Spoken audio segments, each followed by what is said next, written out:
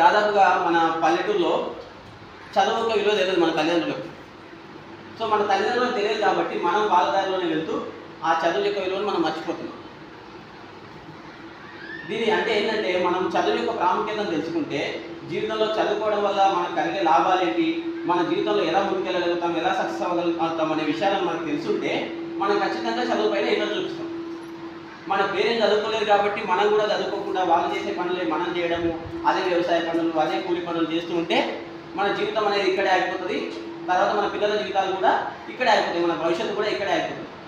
కాబట్టి మనమందరం ఆసక్తిగా చదువుకొని జీవితంలో ఉన్నత శిఖరాలకు ఎదగడానికి, తర్వాత మన జీవితాన్ని కాకుండా మన కుటుంబాల జీవితాన్ని, తర్వాత మన చుట్టూ ఉన్న సమాజాన్ని మార్చగలిగేది ఒక విద్యార్థి మాత్రమే. అది ఒక విద్య వల్ల మాత్రమే సాధ్యమవుతుందనే విషయాన్ని మీరు అందరూ తెలుసుకోవాలి. చదువుకోవడం వల్ల నువ్వు మారడమే కాదు, మీ కుటుంబాన్ని మార్చవచ్చు, తర్వాత ఈ సమాజాన్ని మార్చవచ్చు.